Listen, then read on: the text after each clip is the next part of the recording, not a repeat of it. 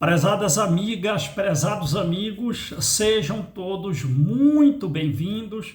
Que a paz do nosso Mestre Jesus esteja em nossos corações. Como é agradável estar aqui mais uma vez em função de nossos estudos, para que caminhemos com serenidade, sem tristeza e com alegria, realmente alegria sem algazarra. O estudo de hoje trata justamente da obra, 23ª obra escrita, Alegria de Viver, capítulo 1, Aflições. As aflições, elas progridem, elas crescem no mundo, ferindo o coração dos homens. Dentro da contabilidade divina, dentro das leis divinas, algumas aflições servem para a nossa superação, servem para superarmos a nós mesmos. E todas têm um caráter depurativo.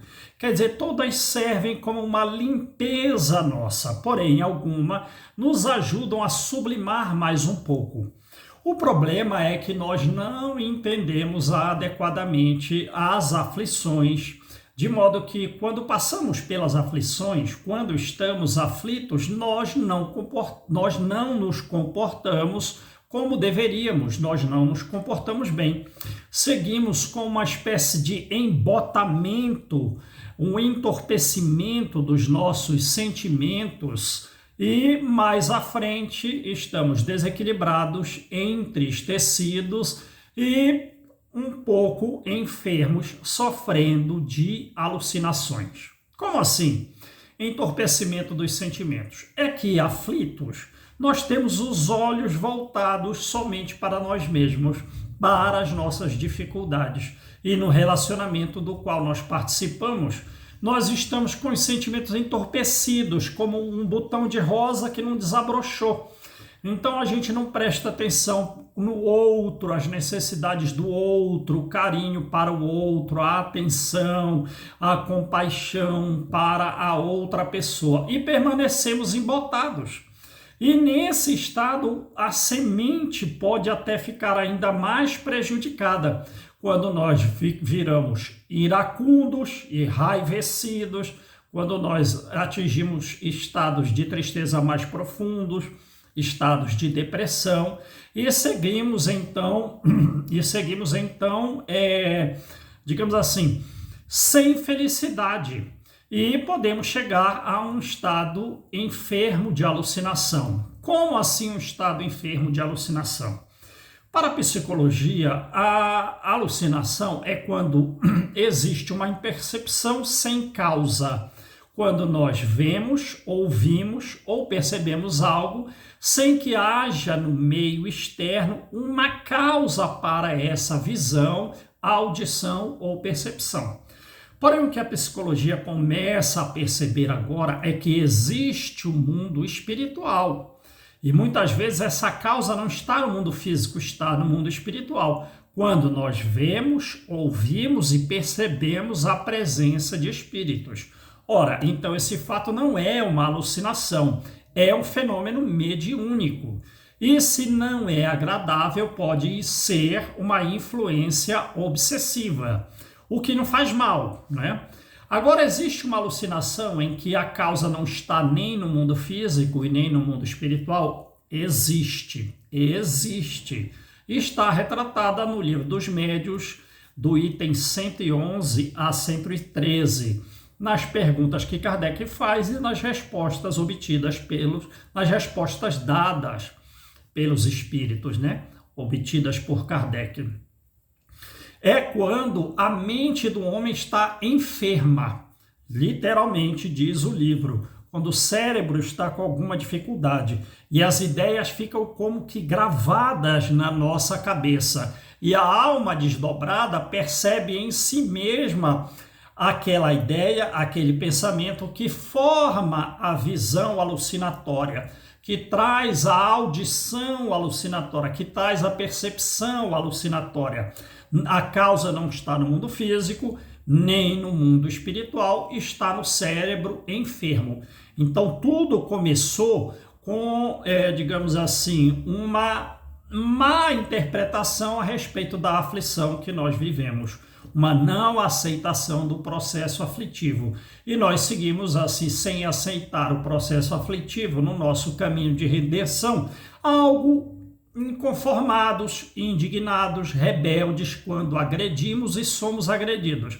Ora, se agredimos, vai surgir aflição em função daquela agressão e eis-nos num ciclo vicioso. Portanto, as aflições de hoje, elas surgem dos erros praticados nessa vida ou em vidas anteriores, tanto para a pessoa quanto para a coletividade. E quando falamos em vidas anteriores, não estamos falando simplesmente a última vida, mas quaisquer das vidas anteriores, às vezes alguma muito remota, né?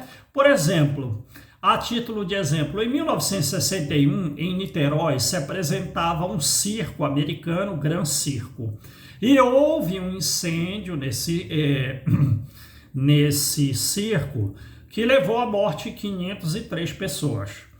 Bom, na obra Cartas e Crônicas de Humberto de Campos, por intermédio de Francisco Cândido Xavier, no capítulo 6, Humberto de Campos vai esclarecer que as pessoas que morreram nesse incêndio em 1961, no ano de 177, na região das Galhas, que corresponde à França, eles, na arena dessa região das Galhas, não é o Coliseu, lá nas Galhas, eles mataram, incendiados, diversos cristãos e estão agora resgatando, 1784 anos depois, esse débito do ano 177, quando era o imperador Marco Aurélio.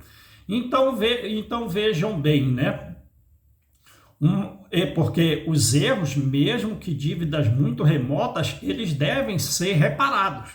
Então, o que a gente conclui? Nós concluímos que a oportunidade aflitiva, ela é uma bênção, porque ela permite a reeducação e o crescimento espiritual. Mas há quem não aproveite essa oportunidade redentora por não aceitar as condições, impostas pela aflição. Disse-nos Jesus, bem-aventurados os aflitos, mas não todos os aflitos são bem-aventurados. São bem-aventurados aqueles aflitos que, não estando rebelde diante das condições pelas quais passam, pelas dificuldades pelas quais passam, eles acabam por absorver o impulso iluminativo que vem da aflição e assim crescem espiritualmente, e assim se desenvolvem espiritualmente, né? A aflição, ela se vincula à prova ou à expiação. A prova, ela analisa, ela examina, ela promove. A expiação, ela reeduca e repara. A prova, ela nem sempre surge de uma causa negativa, porque ela pode surgir do pedido de um espírito para aquisição de títulos mais nobres, para desenvolver mais virtudes. Já a expiação não, ela deriva do erro, e a expiação, ela é uma condição fundamental para a quitação dos débitos kármicos. Então, a prova, ela é uma escolha pessoal. A expiação, não. Ela é imposta, ela é inadiável e ela vem sem aviso prévio, né? Então, vamos esclarecer, porque tenhamos em mente que as provas que nós pedimos, muitas vezes são provas ríspidas, são provas severas, como, por exemplo, nós podemos ver no livro Missionários da Luz, capítulo 12, em que um rapaz, ele aceita renascer com um defeito na perna, para diminuir a vaidade, para não ser tão orgulhoso. Há uma senhora chamada Anacleta, que na vida anterior, é um outro caso, uma senhora chamada Anacleta, na vida anterior, ela era mãe de 4 jovens, 3 meninos e uma menina. E o marido, eles eram algo ricos, queria, apesar de ricos, educar de uma forma adequada aos filhos, mas ela passava, a Anacleta, a mão na cabeça dos filhos, desdizendo, desfazendo o trabalho educativo do pai. Então os 4 filhos se perderam na vida, tanto é que após a vida morreram cedo e passaram 40 anos no umbral. Ela mesma foi para o umbral e depois foi para nosso lar. Quando chega em nosso lar, sabendo dos seus desvios, que a sua forma de educar desviou os seus filhos, ela quis, digamos assim, abraçar o mundo, como se diz na linguagem popular, porque ela queria realizar a tarefa sozinha de fazer evoluir os filhos. E os superiores disseram: não, você não tem condição de fazer isso. Mas como assim eu não tenho condição? Eu creio que eu consigo. Não consegue. Você talvez consiga, se passar por um prazo de trabalho aqui, trabalhando aqui, para você renascer e ter uma vida tão difícil quanto você deseja ter para recuperar os seus filhos. Pois bem, ela ficou 30 anos trabalhando em nosso lar, de uma maneira árdua e difícil, em tarefas difíceis, para ter uma vida na terra de uma mulher heróica, mas uma heróica apagada no mundo, porque ela ia ser mãe. Os filhos, o caso dela, ela pediu essa prova, né? E teve que se mostrar digna de que os superiores aprovassem que ela passasse por essa aprovação tão difícil na Terra. Vejam que situação, porque os outros filhos eram processo expiatório. 2 viriam paralíticos, 1 viria débil mental, e a única que poderia auxiliá-la seria a filha, mas a filha também teria outras necessidades. Um outro caso, uma senhora, ela pede para vir com a tireoide e as paratireoides não funcionando fisiologicamente de forma adequada, porque diz ela: eu não quero ter um corpo de Vênus, eu quero redimir o meu espírito, eu quero avançar espiritualmente. O que ela estava pedindo? Ela estava pedindo para vir gordinha, de maneira que o seu corpo não seria atraente aos olhares dos homens e ela, portanto, não se sentiria atraída por esses homens e cumpriria a sua tarefa espiritual para redimir o seu espírito, para progredir. Outro caso, também no mesmo livro, Missionários da Luz, capítulo 12. Um senhor, ele em vida anterior esfaqueou, matou, homicida, um homem com facadas na região abdominal. O que aconteceu? O que morreu se tornou obsessor do que permaneceu vivo, do assassino. E ele já começou então a sofrer muito pelo processo obsessivo. Morreu, foi para regiões inferiores, sofreu ainda mais. Arrependeu-se, foi levado a regiões superiores. Trabalhou muito no bem, e pelo trabalho no bem, ele pôde escolher morrer de uma forma não igual a que ele matou. Ele matou a facadas, mas ele ia morrer, ele escolheu morrer com uma úlcera. Ele escolheu sofrer com os efeitos de uma úlcera no intestino. Porque o amor cobre a multidão dos pecados. Quer dizer que se você trabalha no bem, se você faz o bem ao próximo, se você pratica o amor, o que vai acontecer? Você não precisa resgatar no olho por olho, dente por dente. Você pode resgatar de uma forma mais branda. Então, nós devemos fazer o quê?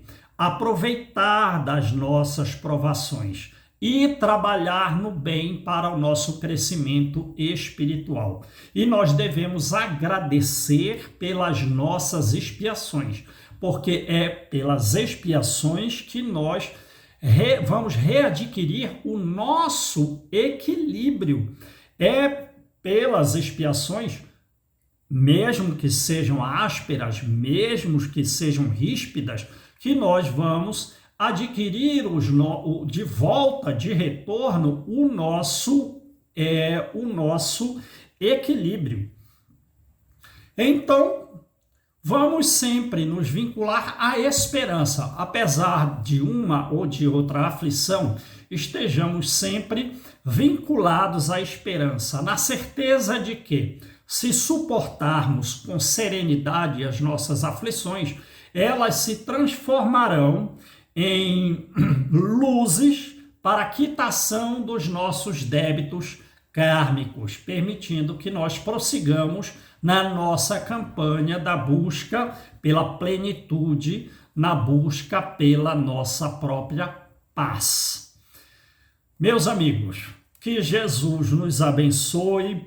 Esse foi mais um estudo de nossas segundas-feiras. Fiquem todos com Deus durante toda a semana. Até a próxima segunda. Luz e paz a todos os corações.